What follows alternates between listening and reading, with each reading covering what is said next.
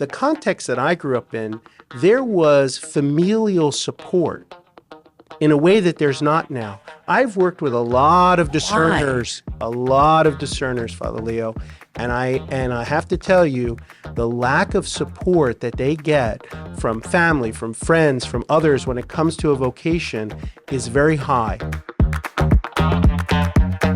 So Father Frank Donio is a doctor in ministry. He's the director of the Catholic Apostolate Center and a member of the Society of the Catholic Apostolate. He belongs to the community of the Palatine Fathers and Brothers. He's the executive director of the Conference of Major Superiors of Men in the United States, involved in the leadership and their formation from young men to people in very seriously high positions. He's also been a campus minister, or at least involved in campus ministry, for 25 years, adjunct professor at the CUA School of Theology and Religious Studies, and he's also a consultant on many committees for the United States Catholic Conference of Bishops, and he is a foodie. Father Frank, welcome. It's great to be with you, Father Leo. It has, as the young ones would say, been a minute. It's been a minute. It's been a minute. It's great to see you. We haven't, even though we haven't seen one another, I do follow along with everything you're doing, which is wonderful. It's really Do you get dizzy? Well, it's pretty dizzying, it's isn't it? dizzying. It's dizzying. Because we have this mutual contact who does my social media, and he's a terrible person. He's just a terrible person. No, I think he's wonderful, but Yeah. he really, he really has enhanced your social media. He's up the game, so to speak. Yes, up the game. Now, let's just be very honest to all of our viewers. Full transparency. For all transparency, Okay. we have known each other for a very long time. A very long time. This is true. You were newly ordained, I think. 2001. Wow. Where I went to the church, the National Shrine of St. Jude the Apostle on Paca Street in Baltimore, where I used to go as a child every Wednesday for the perpetual novena. I didn't know you was a child. Yes. No. Not I as met a you child. as a priest. Met as a priest. But I had gone there because my dad would always take us every Wednesday. And then after that, we would shop at the Asian market called Big Boys and then go to English's Chicken. My first year in parish life was very perplexing, very challenging. So I go to St. Jude the Apostle because he's the patron for Hopeless cases. And you were the... I was the pastoral director at the time of St. Jude. You were a rector or something like that? Well, it has a status because it was once a parish, so we were allowed to do certain parish things. But you took it to another level. Well, Because it was just a rundown old church at one point. I won't say we as a community did. We as a community, because we own St. Jude Shrine in Baltimore, we did a full renovation. And just after that, we added a visitor center. We enhanced the look of the church and really made it a place of even greater pilgrimage. It was at that time that I was then moved there. I was in secondary education. Okay. And we have my community has a school in southern New Jersey. And I was there when I was newly ordained. And then about 3 years after ordination, we had a new provincial, new head of the order. Yeah. And he said, okay, could you go there and become the director of the shrine? So that when I said run down, I don't want to be disrespectful, but it was just getting weathered.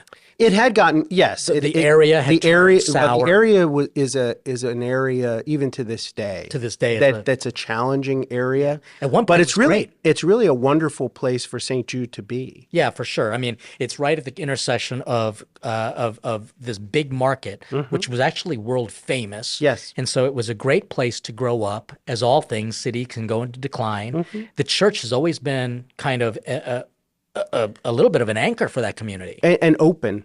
And open. And it's promoted throughout the country. So we always had visitors and pilgrims every day. And I show up in desperation. You were there, I think, on a Wednesday evening.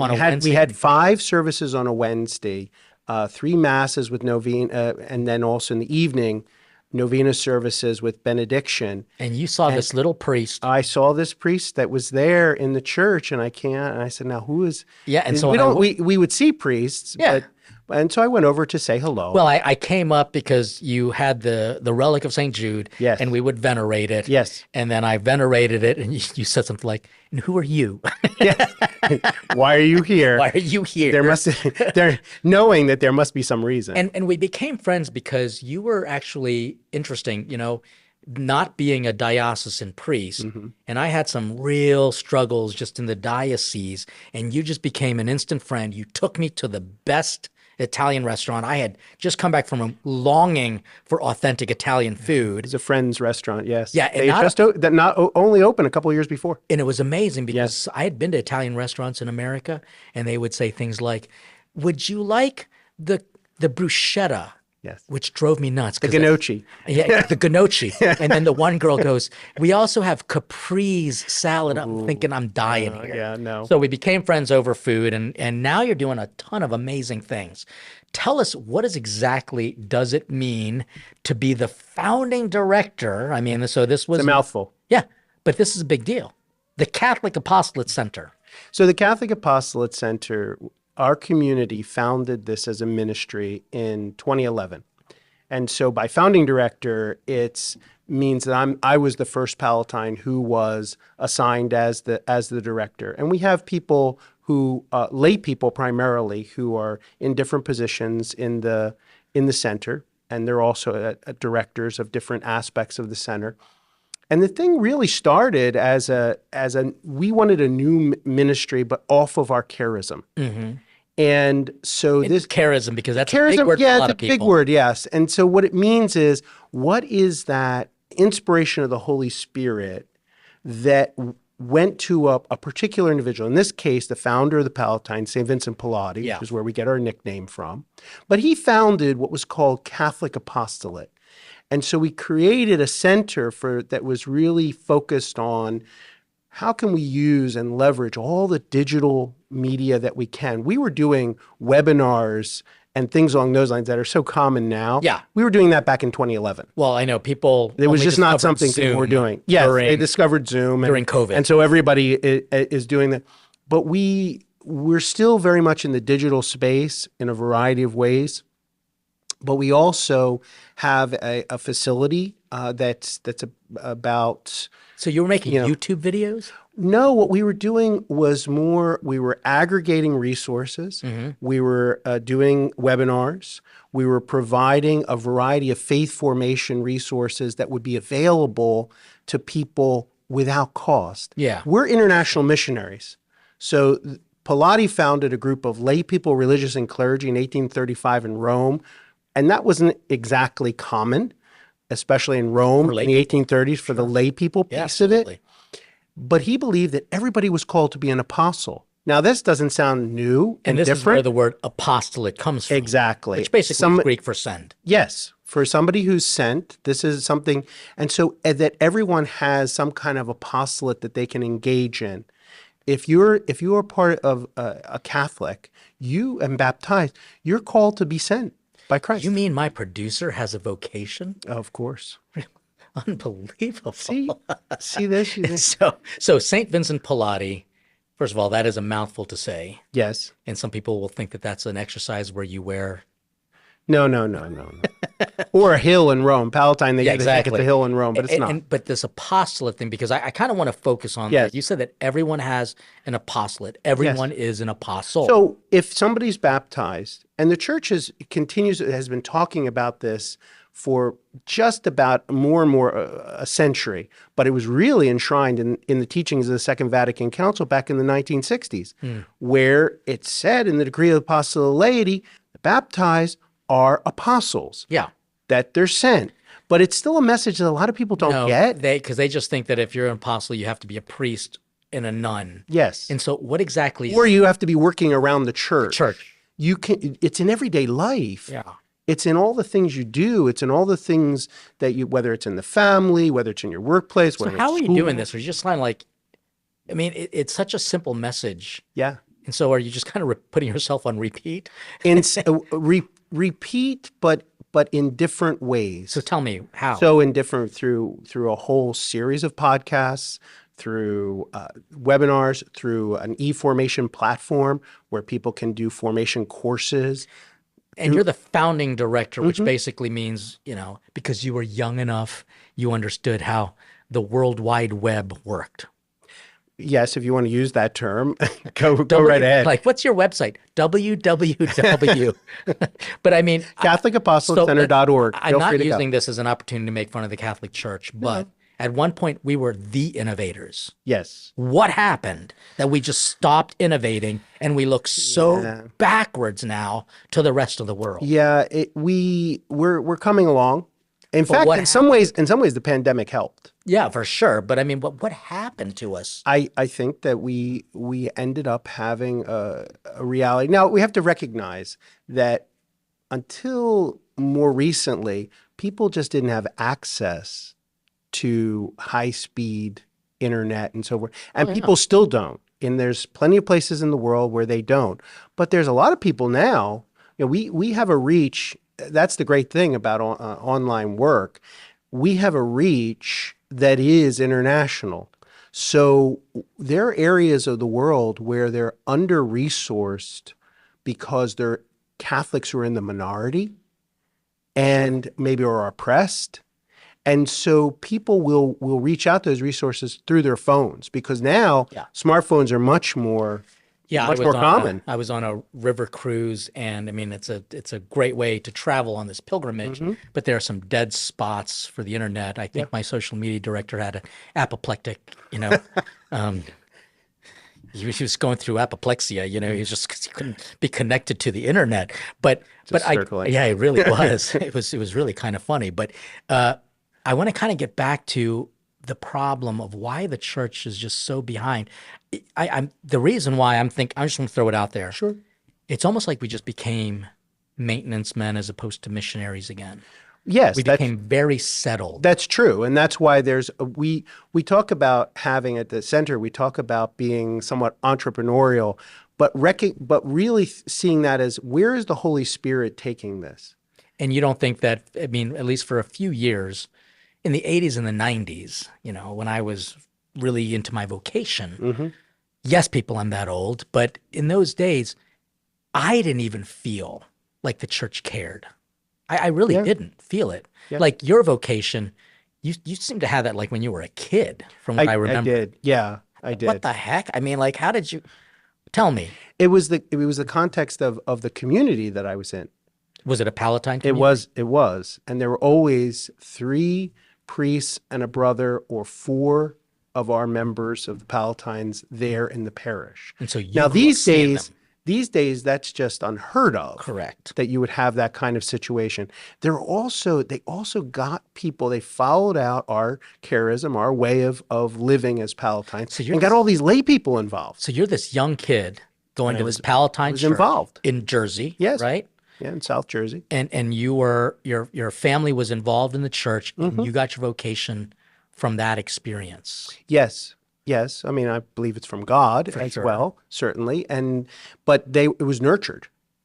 There was a willingness to say, if you're interested here, we're going to walk with you. Did they kind of pick you out and be like, hey, you're going to be a Palatine? No, it wasn't so much that as it was they were willing to give me the room. And in fact, it was hard for my father because there was a family produce business involved. Oh yes, blueberries. Blueberries, yes. Blueberries and a lot of other things, but blueberries. I remember that. Yeah. Okay. And so your family your dad thought you were going to I was there. Yes, I was raised to do that.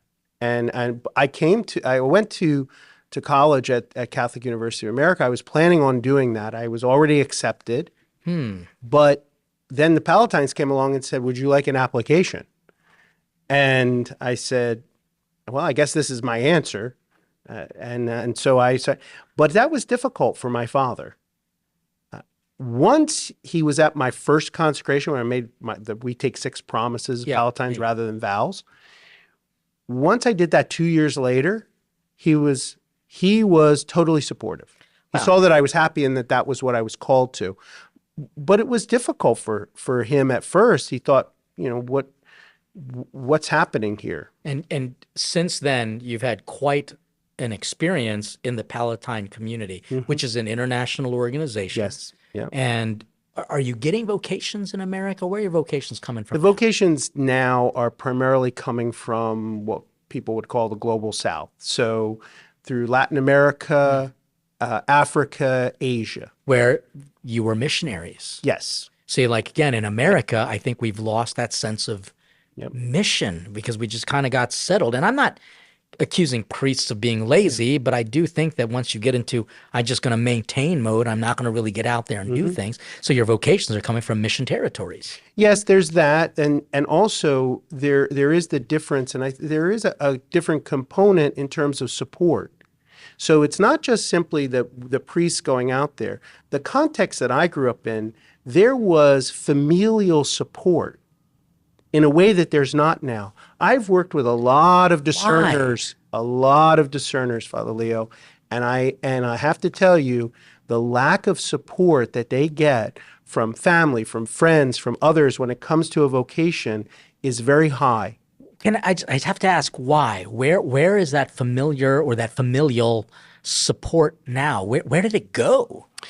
It partially because I'm annoyed. You have this situation where some people have not necessarily been connected to their faith life as parents and so forth. I find that many times with discerners, and it's not the fault of parents, it's just the way we have been as church, we've not been as present. So again, we can go back to priests and religious and so forth, lay people who work within the church and how we can engage. I have worked with a lot of discerners who are now priests and religious today.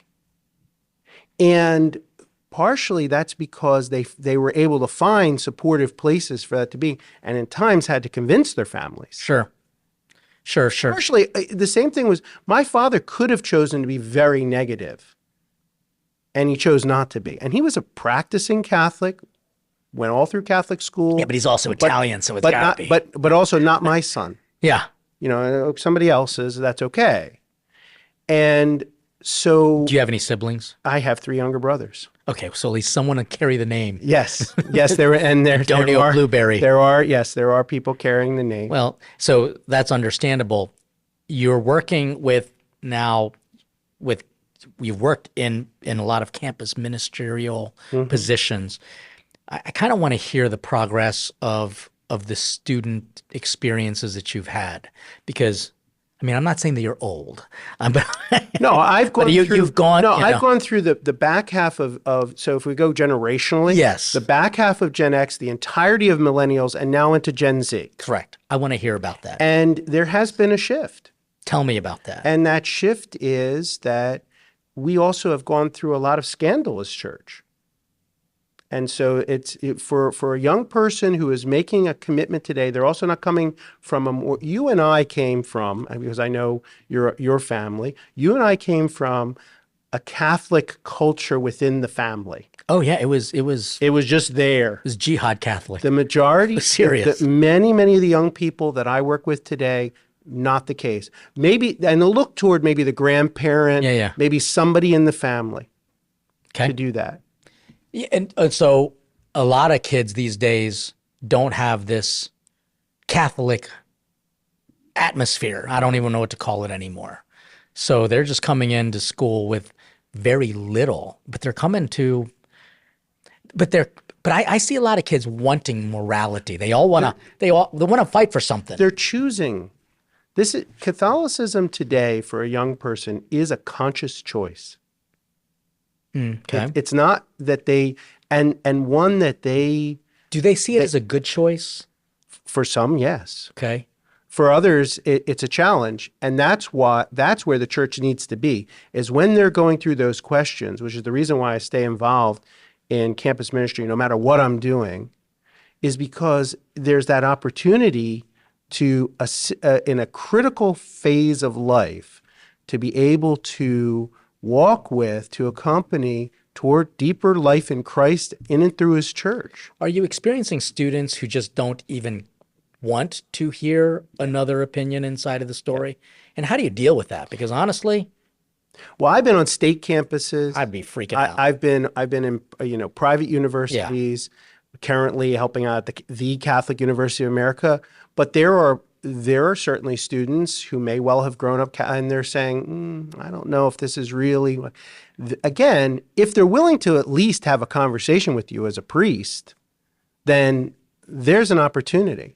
And the same is true when people are looking to get married. And how are we present to them? Okay. If they have chosen to get married, and two, because many people are not choosing to get married. Sure. And then are choosing to seek out the Catholic Church, regardless of why they're doing that, we have an opportunity to evangelize. We have an opportunity to be present to them. We have an opportunity to deepen their Catholic faith. So the current generation that we're dealing with now, what's the best way to evangelize? Simply be present. As opposed to what was it like in the... I think what was it like is if we just keep saying something over and over and over again, that they're going to just take what needs to develop, and all these sociological studies have shown this. First off, you have to build trust. Sure. Which means you have to show up, which means you have to be willing to be present to people, and then the conversations happen. How do you do that without being creepy? Well, that's the challenging part. Because that is the challenging developing part. Trust means that you need to kind of introduce yourself into their space. Yes. And they have to be willing to have a conversation with you, and you invite them to on something. On a college campus, sometimes it's just simply you start to develop. You start as Jesus did. You start with a small group. Yeah. You don't think you're going to, go and evangelize everybody. You start with that smaller group, and trust is built with there, and then trust then builds from there. Father Leo is not creepy, so therefore. Well, let's hope not. Yeah. Well, yes. I mean, what techniques do you use? Because I remember when I was doing campus ministry to a degree, doing something else because I had too many hats, big head, right? So I said, look, I'm happy to say mass, but I'm bringing food. Yeah. I'm bringing food. You're bringing your friends. And the mass was busting. People were, it was nothing. It was a bag of potato chips. Yep. No, food, regardless of what the generation has been, food, and that's, so I cook, as you know. Absolutely. And so you cook a meal, and there is then that opportunity, because the difference when you sit down with someone at a meal as opposed to just coffee. So besides the food, what other techniques have worked in this campus ministry? Listening. Because one of the things that, because there's such a crisis of trust and loneliness among young people, among a lot of people, but among young people in particular, to just simply be willing to listen without saying anything immediately, quickly, just being a person. And the number of times that I've heard a young person say to me, Father, you're the only person I've told this to. And it's not even in the context. It's not even confession. It's not even something that's huge. It's just that images are so crafted today that it's difficult to create trust so as to be able to share with another, because I don't want my image damaged. So food, listening, any other techniques? Because I sometimes see the Catholic Church and trying to reach out to young people pretending that they're hip. No. And it's so awkward. Be real. Be who you are. As you say, I went from kind of older brother or younger uncle to father. Interesting. And to maintain what is my role and age appropriate, and to be in the places that are appropriate, not to be in moments and situations where you're present, but your service is an opportunity too. Yeah. When young people are doing services, jump in there and be present. Absolutely. Yeah, creating opportunity. Because I do find, the generations, with all the riots and the protests, I look through it and I think, God, are they just a bunch of spoiled brats? Or do they actually think that this is a cause worth fighting for? And so there's a little bit of them being truly spoiled brats. But I also do see that they're trying to do the right thing. Yes. But Yes. boy, it's annoying. Well, I think because the kind of mentorship that could be there sometimes So is how do you not there. do it though? Like, how do you get into that world? That world is a harder one, is a much harder one. And I'm not saying I've had a lot of success, but this is where when I'm talking about apostolate. Yeah. So if you form people who can go into that world, you may not be able to go into that world. We may not be able as the priest. Sure. But who have we formed to be able? Jesus formed and sent.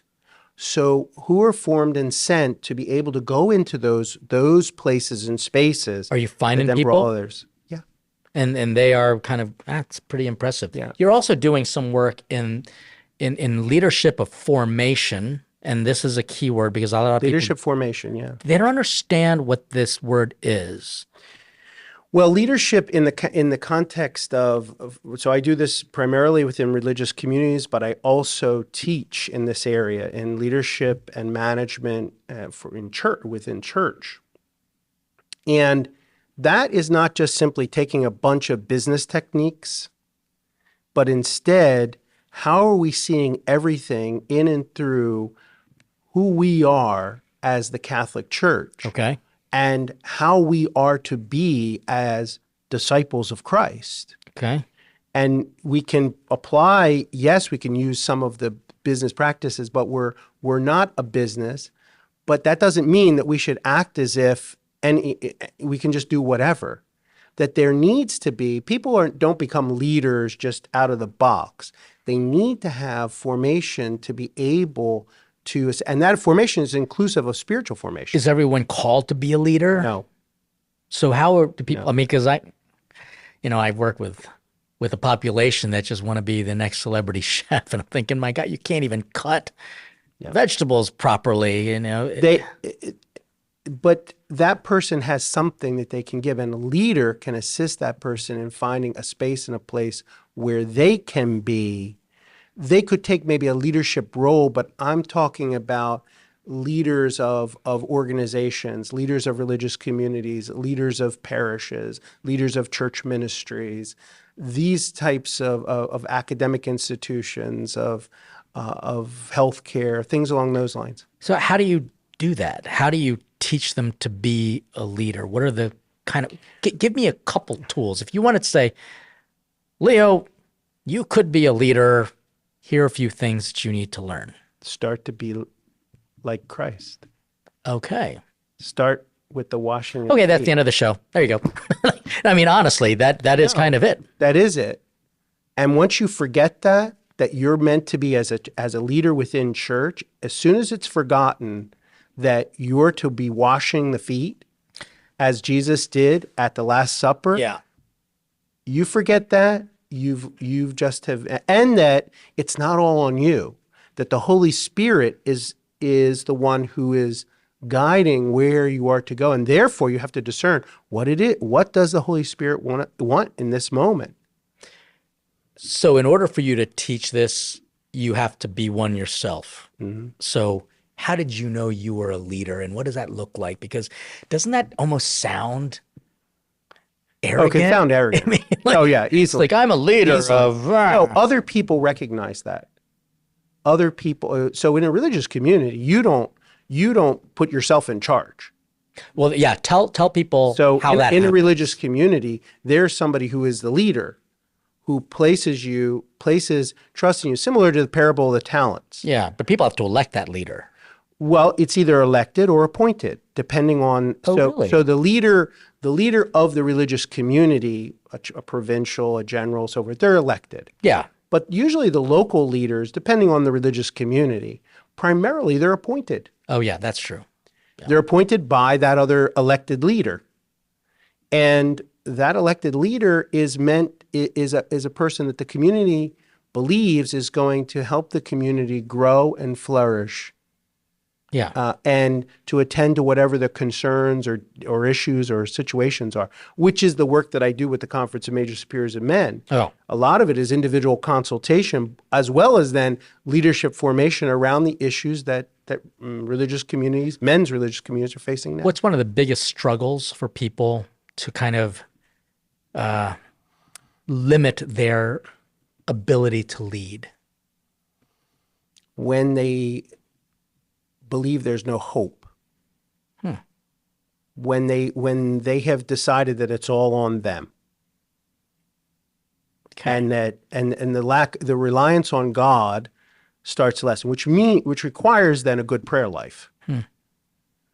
So you're telling guys you need to pray. You need to have a little bit more theological virtue, faith, hope, and love. I mean, like, honestly, part of me will say, and you also need to just shut up, listen, humble yourself. I mean, there's got to be techniques. There are, and so some of the same techniques that I was talking about earlier with young people are the same. Listening. Are you really listening to your members, including the ones that you really don't want to be around? Yeah, it's hard. Are you listening to the people in the various ministries where you're and apostolic work, where your community is working? What are they saying? Do you take the time to listen to that? Do you show up? Are you present and just being one of the group? Because that creates, again, trust. And that's what in men's religious, because the difference between a major, what they call major superior of religious community, a provincial, a general, whatever, is that, as you said, they're elected for a time. Yeah.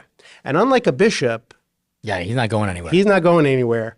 These guys are going back to the community. Oh, yeah, that's for sure. And so they always need to recognize that. But it can be very lonely, because once they're elected, they have to sometimes make very hard decisions. Oh, absolutely. As any leader does. And some of those decisions may not go down well, particularly even with one's friends. So besides all these, I mean, I hate to say it because it sounds so easy. Listening, be a companion, being, humble enough. Are there any particular I mean, are there classes? You want the silver bullet. Is this what you're saying? I kind of do, because, I mean, I want to be a leader. Practice, okay. And perseverance. And it all sounds maybe a little trite, but it's not. It means that if you have the good spiritual life, then one that you're living regularly, and that will help to give the patience, the perseverance, the hope, the energy, but at the same time, learning what are good management practices. Sure. Learning what are good leadership. So that's where, for example, you can borrow from business and education and other areas, other fields. Have you seen this experience in the church where you see, I mean, there is truly a strong potential leader in this person, and everyone does everything they can to prevent him from being a leader? Yes, because there's sin. Oh, yeah. So there's the reality of sin. Oh, I forgot. Exactly. And there's the reality of the temptation to say, I'm going to put this person down. That happens everywhere, but it also happens at times within the church. Oh, for sure. Where people are seen as a threat. People are seen as arrogant or whatever you might say. But instead, even if that person has a raw leadership potential, how are you assisting that? So, for example, right now we're working on, in the Conference of Major Superiors of Men, a whole formation program for young religious. Not necessarily that they're going to become the provincial or the general right away, but what about in the local situation? Sure. What about the local pastor? Church has been dealing with, both in dioceses and also in religious communities, where somebody's given a responsibility, but they've not been given the skills, they've not been given the formation in order to do that responsibility. Yeah. So it's, and then, well, when you met foot. me, when I first went to St. Jude, I was 31 years old and 3 years ordained. Interesting. And so I had to learn on the job. And if I look back at it now, there would be several things I would do differently. Yeah. It's one way I ask, because we're kind of, a couple quick questions for you. Were there any real embarrassing moments that you learned from? Oh, gosh. I think an embarrassing moment was when and this happened more than once, where I just thought I knew best, Father knew best, and that was it.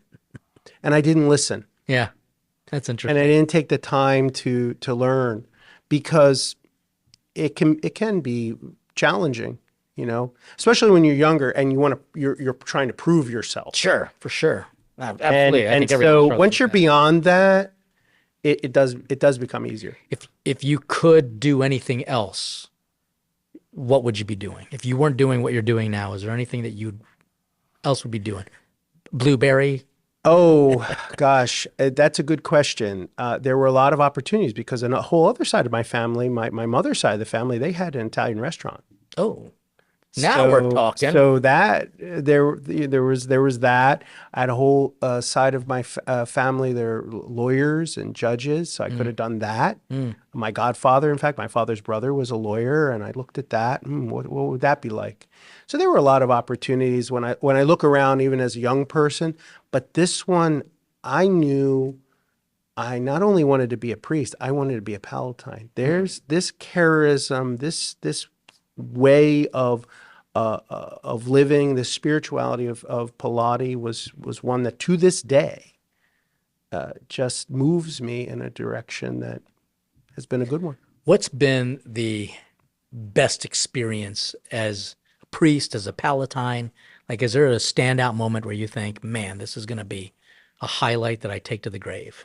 The best experience is to see the growth of people over time, to see what happens in their lives, to just rejoice in that, to see, you mentioned the where, that moment where you were, and to be sitting here and to see that brings me joy. Oh, yeah. Well, I mean, the dinner did too. Well, yes, with her. No, I mean, it is so funny because we have this mutual friend who's now a bishop. He's now a bishop. His Grace, Bishop Constantine of Sassima. Well, we knew him as Dean, Father Dean. But he's a Greek Orthodox bishop. priest. Yes, And bishop. he looks like a Greek. I mean, He does. He has grown into the part. the beard is Yeah, huge. it's amazing. But he is so funny that, like, you'd think, I mean, we know him. He looks very, very dignified, but we know this side of him that is just playful and joyful. We would have the funniest of dinners. Oh my But gosh. there was something that we shared, which was interesting. It's very interesting. This, we talked about that as an Italian American, as Filipino, as Greek. We shared this faith, family, and food were so central in our upbringing. Yeah. And then we would have these dinners that would combine all of that. Oh, yeah. Now, we're brother priests. I kind of ask this to a lot of the guests. What can I do to be of service and help to you? Pray, All right, I can do that. pray. That's all. There you go. Is there anything that you want people to kind of walk away with from this conversation? The thing I'd want them to walk away with is that they are called to be an apostle and to live that wherever they find themselves and in whatever they're doing. They are sent on mission by Christ. Where can people find out about you and the work that you do with the center? Just go to CatholicApostolatecenter.org. Catholic Apostolate Center. That's one word. One word. .org, and you can get more information there. Our special guest today, and it really has been a pleasure, is Father Frank Donio. If you want to hear about my carry-out order, what did I learn from this experience, and kind of my reflections, make sure you join us on our Patreon community, where you can get access to even more amazing and fun, cool stuff that will really be formative and help you be that apostle. So I want to thank my special guests once again, Father Frank, and make sure that you stick around for more Father Leo Show, where we are dishing out faith, culture, and commentary. Stay hungry for God.